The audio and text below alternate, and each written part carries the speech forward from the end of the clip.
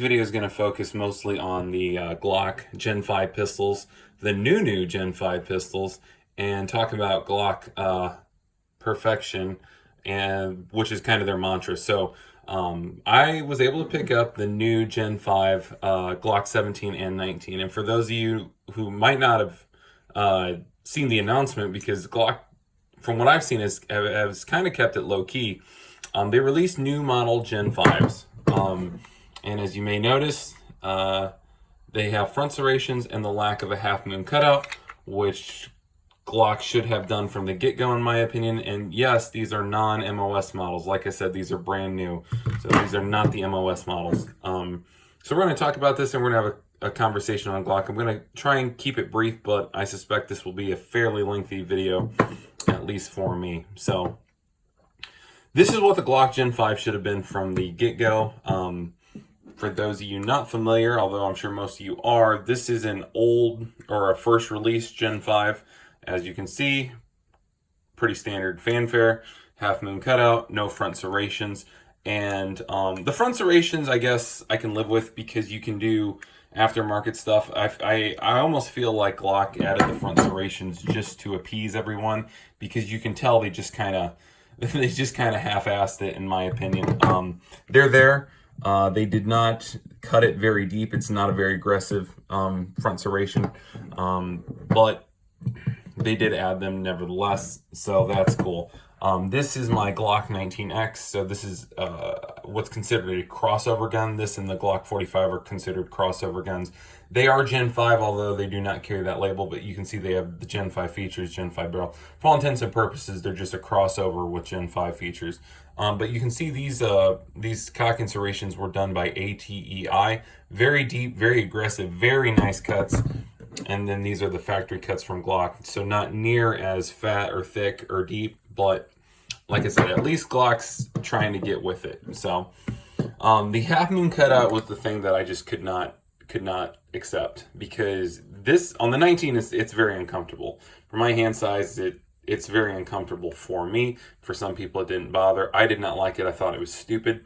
I've never had a problem stripping Glock mags, which is why that feature was added.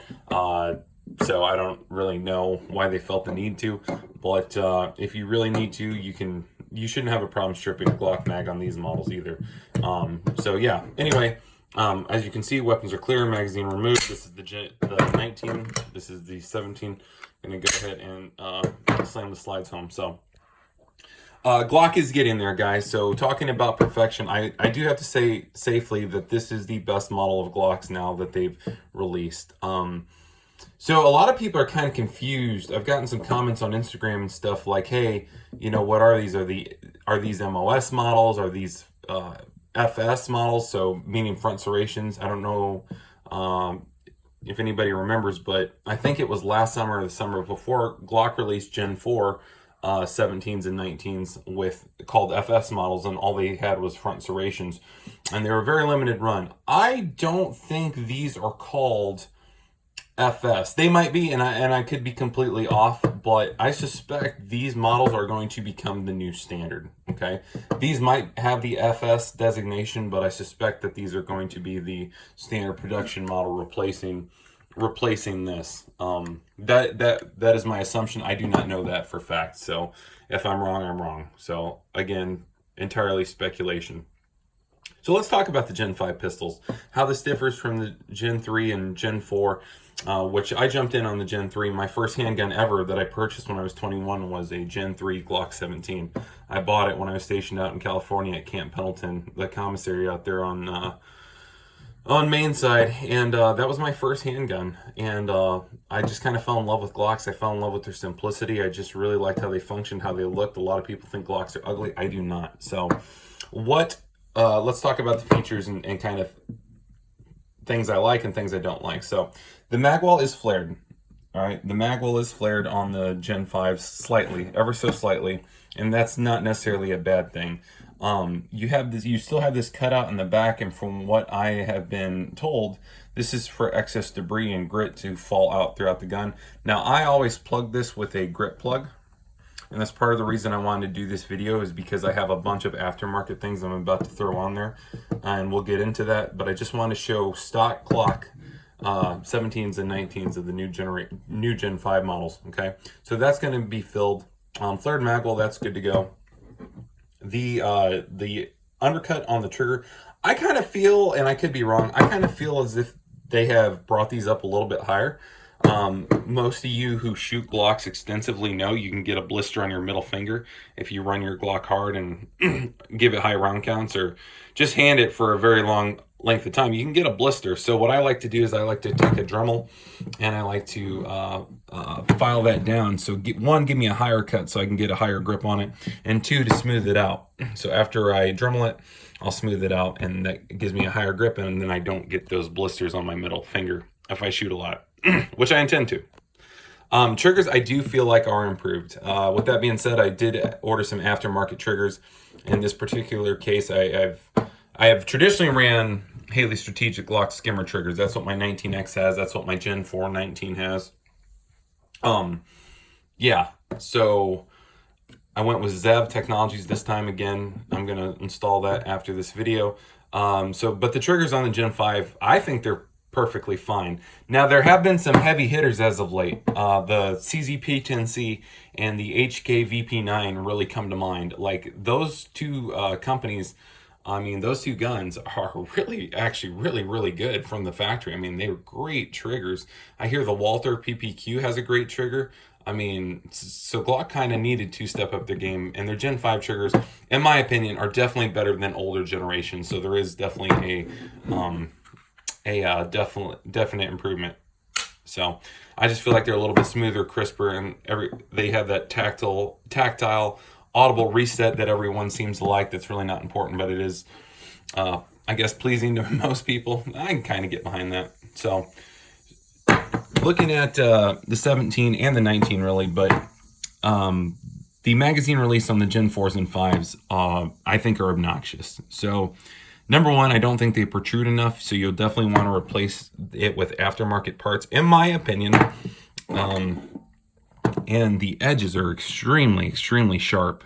I always replace it with the Tango Down Vickers extended magazine release. Number one, it's radius, so it's a slope, so it's smooth. There's no sharp corners, no sharp angles, and it comes out a little bit more, so it's more natural for your thumb to hit. So I definitely am going to replace those. Slide stop, slide release. So on the Gen 5s, it's no secret they are ambi now. I did order aftermarket ones just so they extend a little bit more, because for me, when I'm doing speed reloads, it's kind of hard for me to hit with my thumb on my support hand. Just kind of me nitpicking, but that is something I'm going to replace as well. Again, we already talked about the front serrations. They are there. I think they could be a little bit deeper and aggressive. You know, again, I think Glock just kind of like, okay, fine, we'll put them on there. You know, they did something. Not the best, but I can appreciate the effort, as minimal as it might be. We still are stuck with these plastic sights. So I think you'll hear people talk about Glocks. One of the first things, and maybe the only thing people will recommend you replace, are these sights, okay? These sights are plastic.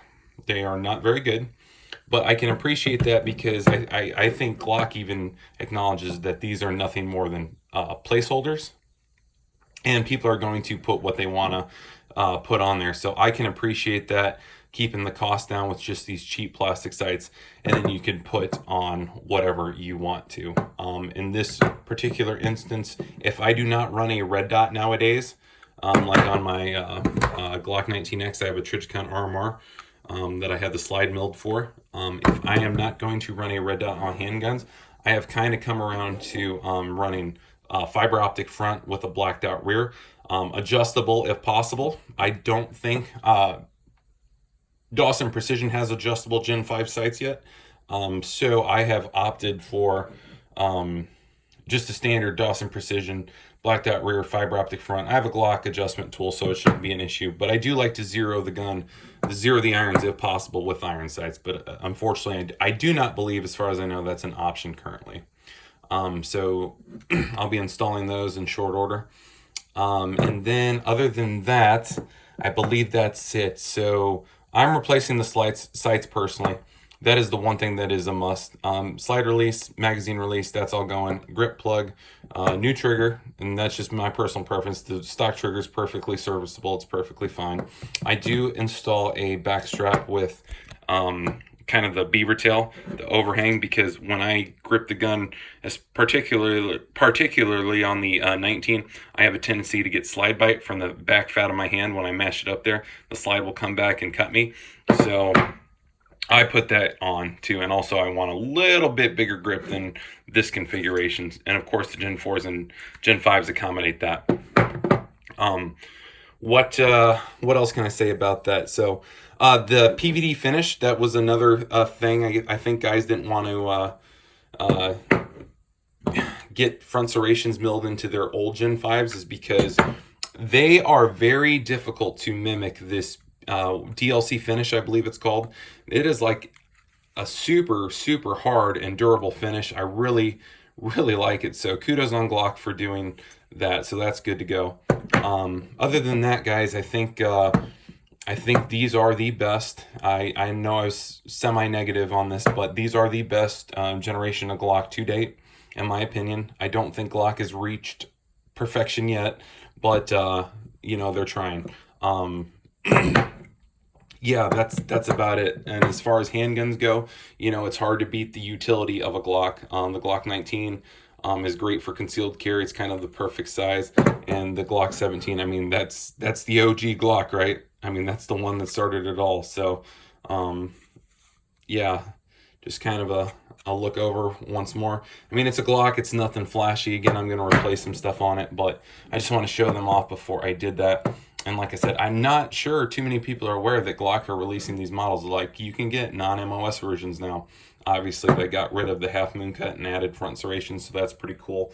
How does it compare to, what's something like this EDC X9? It's actually pretty close, right? So obviously not the same, but kind of similar, right? Kind of similar.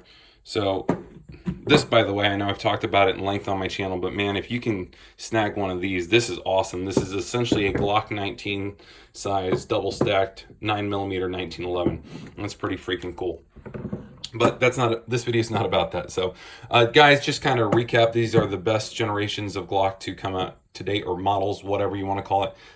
Pick them up if you feel so inclined. I know a lot of people feel kind of slighted because Glock keeps doing this. You know, they'll release a subpar model, then they'll make some subtle changes. I mean, that's just how Glock does business.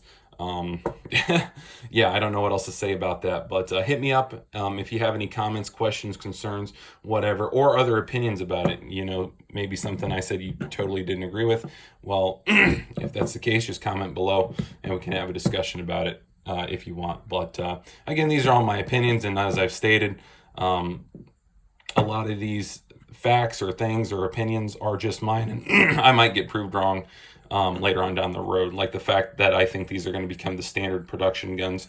I don't know that for sure, and I might be proven wrong, but that's just what I suspect. But anyway, Glock Gen 5 17, Gen 5 19, the newer versions, pretty cool stuff. And then just for good measure, since this is kind of a Gen 5 gun, crossover gun, Glock 19X, Glock's just getting better and better, subtly. They are getting there, and I really appreciate you guys watching.